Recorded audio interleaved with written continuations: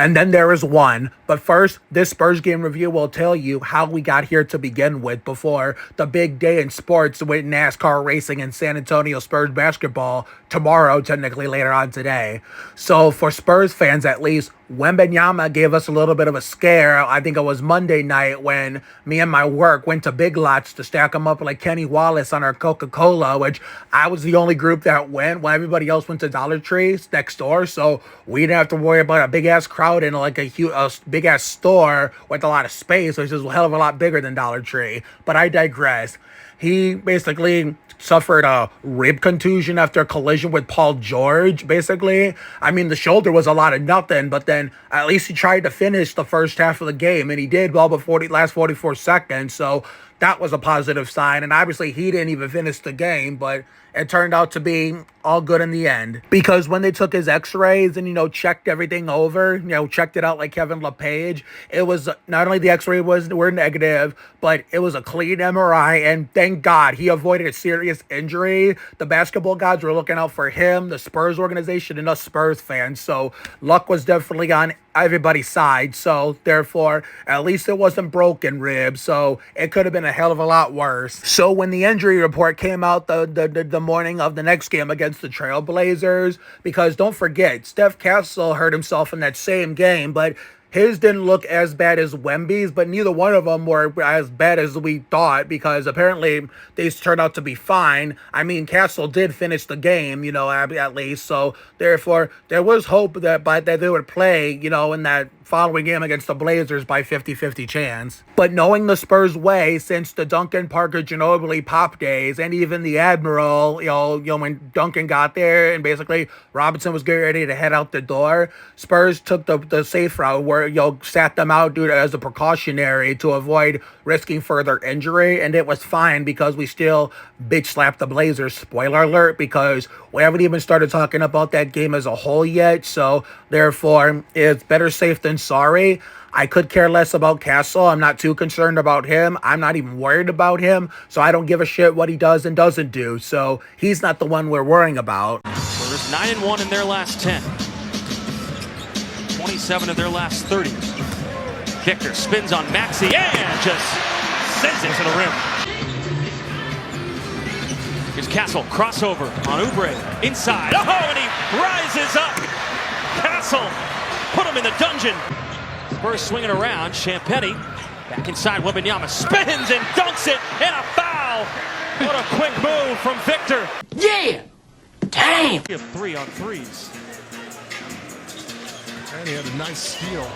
Also a world-class defender. Oh, the one-handed alley-oop. The alien.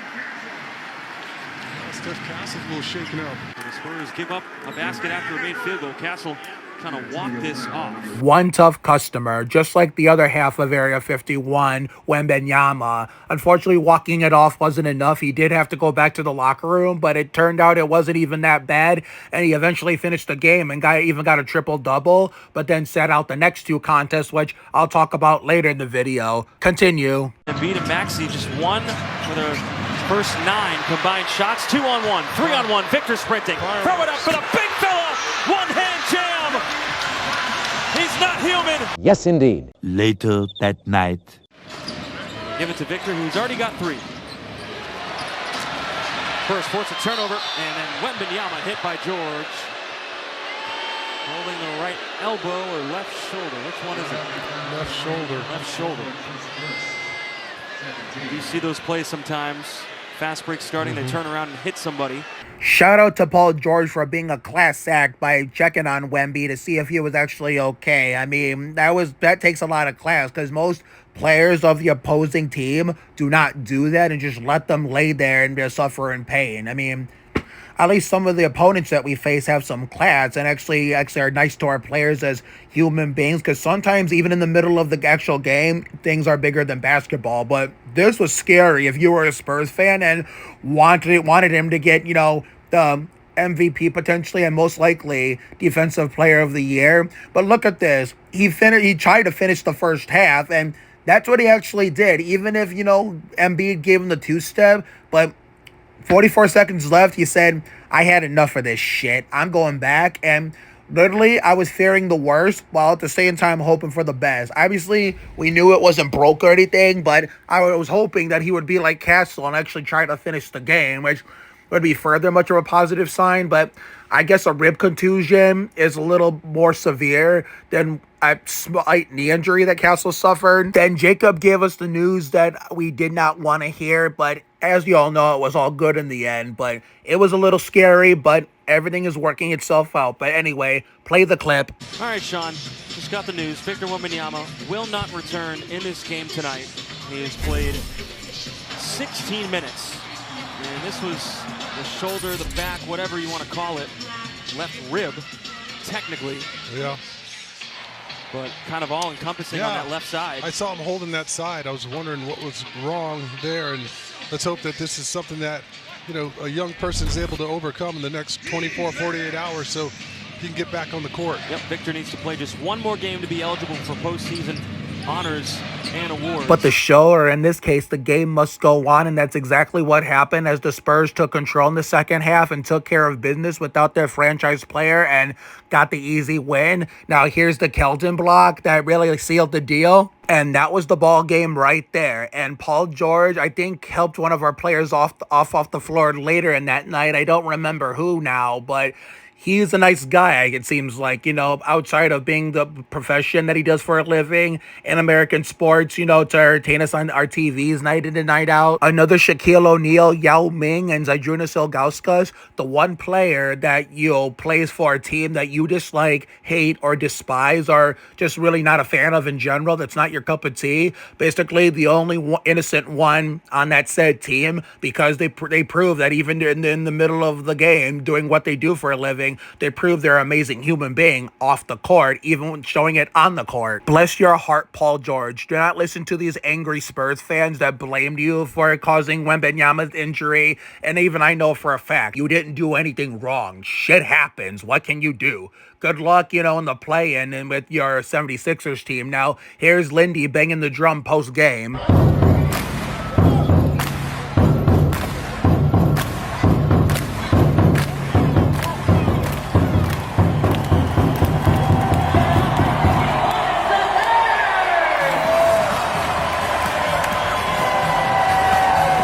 2 days later. Even after what had happened earlier that week, you know, in that against the Sixers, I mean, there was still some hope that he was most likely going to possibly by 50-50 chance still play in the Portland game we're about to talk about. But we all know the final outcome come game time, that obviously it was way too soon for him to play because it would have been rushing him back. So therefore, and we all knew it was at stake. So it ended up working out in the end. Now here's the story about how Wednesday night versus, you know, my boy, Boyce Jr., Portland native, and Bitsy Tulloch's team, you know, David Gentili's, you know, happily ever after, and TV co-star from Graham, before I discovered the both of them from Gentili's role as Eddie Seville on A Million Little Things, you know, went down that night with no Wembanyama and no Castle. As usual, much like most Spurs wins this season, which basically this team has made look like child's play both against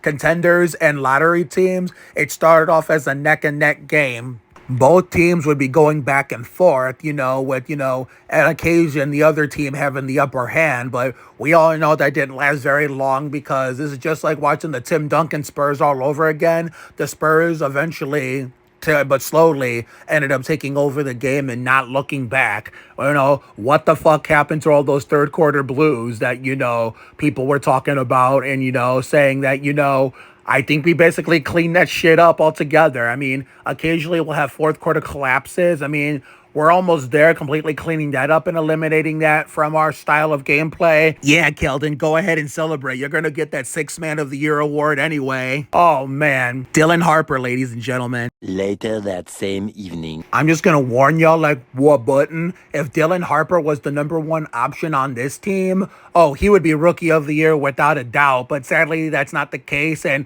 Carter Bryant had his career best night, eclipsing his previous career high. There was also a season high at the time on Martin Luther King when he had me break the chair. And at this point, this game was fucking over with. Sorry, Portland.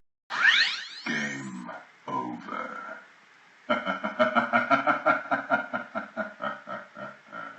With that win over the Blazers, this current Spurs team basically eclipsed the win total. I mean, basically tied the win total of the first Spurs team with post Tim Duncan with 61 wins. So all they needed was that 62nd win in order to officially surpass them as one of the best Spurs teams, in like the the franchise's history since they made their NBA debut, like as in the ABA NBA merger. And in order to get it, we ended up getting more promising news about Wemby's condition in terms of his health status, than we did for the Portland game 2 nights earlier. He went from being doubtful to questionable, and we all knew damn well he was probably gonna fight to play in order to have that eligibility to play at least 65 games with 20 minutes or better, or two exceptions, 15 to 19 minutes, and of course that NBA Cup game where he made his a long-awaited return when we beat OKC and ended their, what was at the time, their winless streak. And it was smart to play him against a team whose season is all but over and basically is just there to have fun and are not playing for anything, so they weren't going to be as overly aggressive. So it was a lot safer and smarter to play him against a shitty Mavericks team that really fumbled the bag, giving up Luka, which a trade I will never understand as long as I live, no matter how old I get.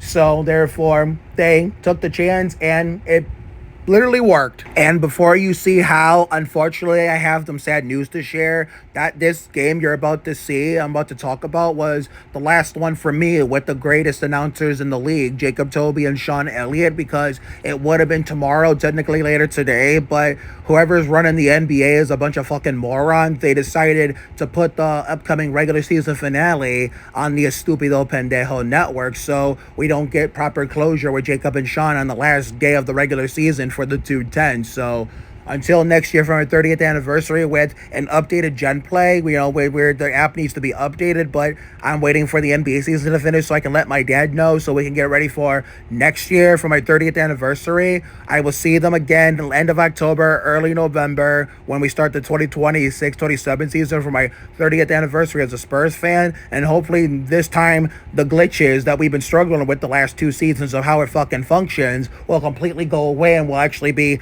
fully functioning from start to finish, games 1 through 82, starting next year. This game didn't really fucking matter, if we're being honest, but Wembenyama, he let a fire lit underneath him in the form of motivation. He really wasted no time, getting started, and lately he was on a heater, almost made a logo 3, but Julian cleaned up his mess and all that good shit. I kind of wasn't expecting a 40-piece, nor more than 20 minutes of gameplay, but Jacob Toby said it best after this dunk. Slim Antonio to start. Picked up. Wemby, open court. Nobody can stop that man! Damn! Wemby, the spin, almost fell down. Oh, snap! Much like what the Kelly Berglund, the term Slam Antonio has officially been added to my vocabulary as my newest way of words and how I use them, and which we kept pouring it on like Kerry Wampler on this, shit Mavs team that literally Cooper's carrying on his back after they fumbled the bag with Luka. Bryant, up fake. Barnes has to fire. And it goes! Mr.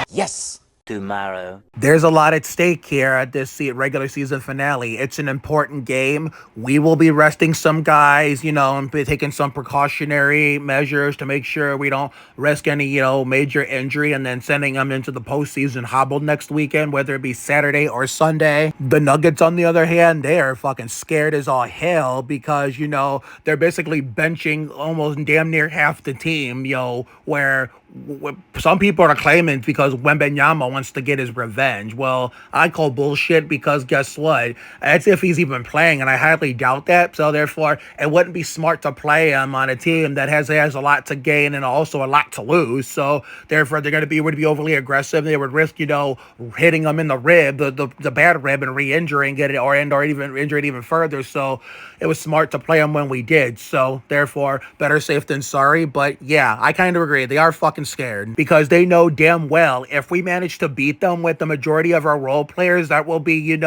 using the extra playing time as an audition to make the final playoff roster. And I'm praying on Kelly Berglund's holy name that, Mitch Johnson is smart enough to pick Mason Plumlee over that imposter and Patty Mills number. If you know, you know. So if our role players auditioning to be on the final playoff roster to manage to beat basically all their scrubs, aka their bench players, in somehow, some way, then the Lakers somehow find a way to win the same night, basically tomorrow, technically on today, they're going to drop to the 4th seed, and basically we wouldn't have to worry about them. And to be fair, as much as I don't care for the Lakers, especially the 4 and 6 in the finals, they wouldn't have to worry about them either, considering, Denver becomes an OKC problem. And that's exactly what I'm hoping happens. So therefore, they could kick the shit out of each other, and basically it would be a situation where I wish both teams could lose, but someone's got to win that. But you just never know what's going to happen next, especially in a sport like professional basketball, the NBA, let alone the sport of basketball in general. I mean, sports in general are supposed to be unpredictable, including NASCAR. Anything could happen. You're not supposed to know. You'd be surprised at what could happen. Crazier things and unexpected things have happened in American professional sports. And I'll end this off by saying, Harrison Barnes, aka Mr. 100%, in order for, the Spurs to average at least, 10 points a game for, in terms of individual players, which would be 8 total. That's a new record for any team in NBA history with that amount of players averaging in double figures. The goal is, 17 points or better. He's probably going to come in with that same mentality tomorrow, technically later on today, as Wemby did for his own reasoning for the whole 65 game limit thing. He's going to have a fire laid underneath them as in motivation, like Wemby did, the second to last game on Friday night. So we'll see what happens. I'm very excited about tomorrow being NASCAR racing by day, San Antonio Spurs basketball by night, even though the Spurs game will most likely be better than the Food City 500 at Bristol, knowing damn well the Food City 500 is probably going to suck ass tomorrow. I really hope I'm wrong, but unfortunately with this Gen 7, how much it's destroyed Bristol, Martinsville, Richmond, and short tracks in general, I have my doubts, but you'd be surprised. I've been wrong before, and as I've learned, as I've gotten older, grown up, and matured, sometimes it's good to be wrong. I will see you guys tomorrow. Let's go racing and balling, boys. Go,